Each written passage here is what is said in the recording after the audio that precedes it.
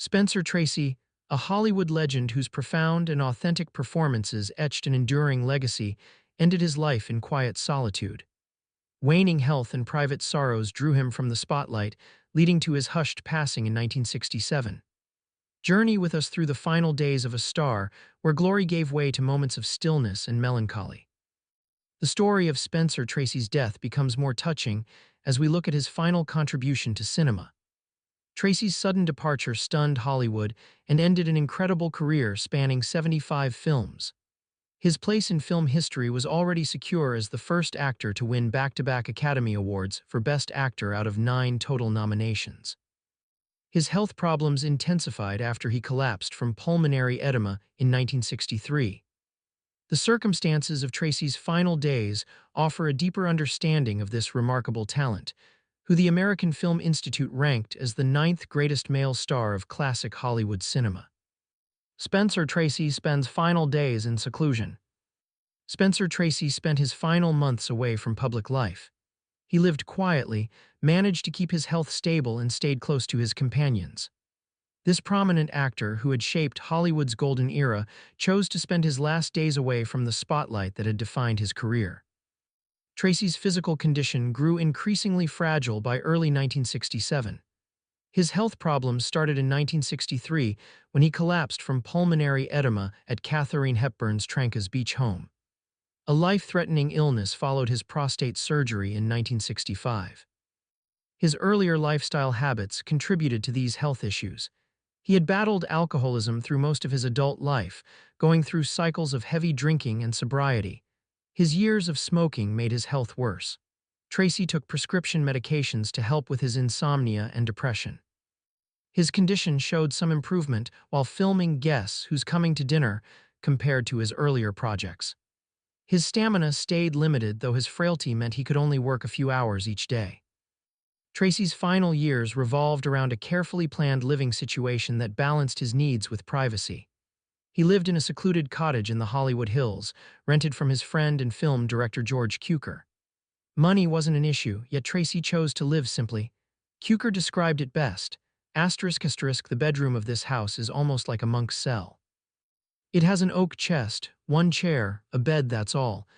It has the air of a place where a man might do penance. Tracy and Hepburn kept separate homes for appearances' sake. Katharine became his main caregiver as his health declined in the late 60s. She put her own career on hold to look after him, saying she just wanted to be there so that he wouldn't worry or be lonely. Hollywood knew about their relationship, but they never made it public, mostly out of respect for Tracy's wife Louise, to whom he stayed married until the end. Hepburn showed complete dedication during this time. Her autobiography revealed how she worried about Tracy's inner turmoil, noting no comfort, no comfort. She wrote about a conversation with Father Cyclic, who had told Tracy that you concentrated on all the bad and none of the good which your religion offered. Stanley Kramer, who directed Tracy's last 4 films, gave a clear picture of the actor's condition during his final project. Tracy seemed healthier while filming Guess Who's Coming to Dinner than in his previous works. I did 4 films with Spence, Kramer said.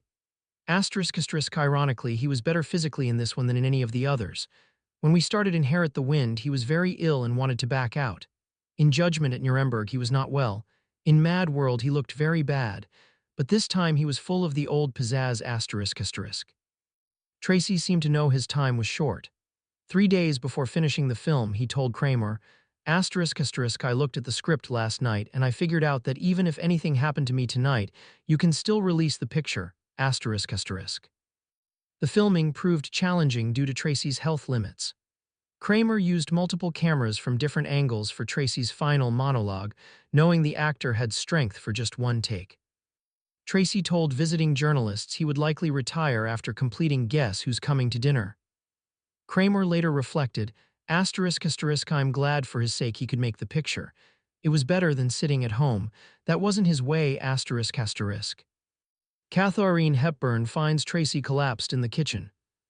A Hollywood legend's life ended with a shattering sound on the morning of June 10, 1967. Katharine Hepburn faced the heart-wrenching moment when she found her longtime companion and co-star Spencer Tracy collapsed in his kitchen. Their extraordinary relationship of nearly 3 decades came to its final chapter. Tracy couldn't sleep that night, battling his usual insomnia. He got up around 3 o'clock a.m. Hepburn tried to help him sleep. She later remembered trying to bore him with conversation, but nothing worked. Tracy headed to the kitchen to make himself a cup of tea or coffee. He stayed at 9191 St. Ives Drive in West Hollywood, a hillside house that director George Cukor had rented to him. The house became Tracy's sanctuary in his final days. The timing hit hard just 17 days after he finished filming Guess Who's Coming to Dinner, which turned out to be his last performance. People said Tracy was alone in the kitchen during his heart attack. Early reports claimed Mrs. Ida Geezy, Tracy's housekeeper, found him around 6 o'clock a.m. She checked his bedroom after he didn't get up early as usual, but later, more personal stories revealed Hepburn was there in those final moments. Katharine Hepburn's autobiography shared the raw details of those final moments. She wrote about following Tracy toward the kitchen that morning, stopping just before going in. Just as I was about to give the door a push, there was a sound of a cup smashing to the floor, then clump, a loud clump, she wrote. She walked into the kitchen and found Spencer Tracy on the floor after a sudden heart attack. The moment felt unexpected yet predicted, given Tracy's failing health. Hepburn wrote that Tracy looked so happy to be done with living, which for all his accomplishments had been a frightful burden for him. Her words showed their complex bond until the end. Her steadfast dedication never wavered, even though she couldn't fully understand Tracy's inner battles. Years later, she expressed sadness that she, the closest person to Tracy, was never able to completely figure him out. A heart attack ended Spencer Tracy's life at age 67. His remarkable achievements came alongside ongoing health struggles. Dr. Mitchell D. Koval came to the house and confirmed Tracy's death. Signs of heart trouble had shown up before.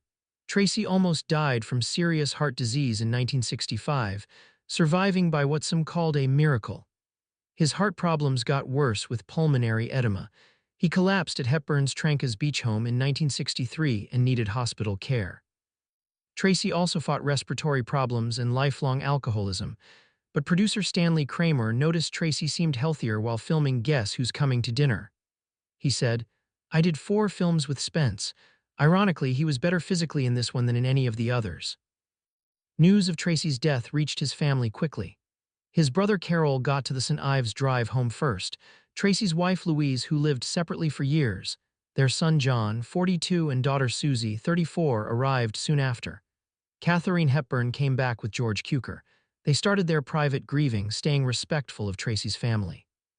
Spencer Tracy dies of heart attack at age 67.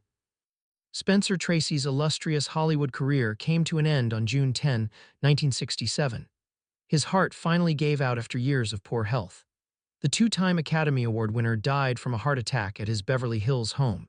He was 67 years old. His remarkable 37-year film career included 75 movies and 9 Oscar nominations. A heart attack took Tracy's life. He died just 17 days after finishing his last movie, Guess Who's Coming to Dinner. The timing seemed especially touching since Tracy had struggled with lung congestion throughout the filming of this final Stanley Kramer production. Tracy's sudden death came after his health had gotten worse over several years. The legendary actor battled serious heart problems among other conditions like diabetes. His health had become so poor that insurance companies wouldn't cover him during the filming of Guess Who's Coming to Dinner. His co-star Sidney Poitier later described the challenging nature of filming. There were days when he couldn't work, and others when he was simply marvelous. Everyone on set, including Tracy, knew this might be his final performance. Tracy seemed to sense his time was short. He told Kramer just before filming ended that even if anything happened to me tonight, you can still release the picture. Tracy collapsed in his kitchen at 9191 St. Ives Drive above West Hollywood. The household called Dr. Mitchell D. Koval right away. Dr. Koval arrived and pronounced the actor dead. Reports show Tracy had been making coffee that morning when the fatal heart attack struck. Historical records aren't clear about the exact time of Tracy's collapse. Some say people found him around 6 o'clock a.m., which matched his early rising habits. Others suggest it happened earlier, near 3 o'clock a.m., when Tracy got out of bed while dealing with chronic insomnia. Heart failure appeared as the official cause on Tracy's death certificate.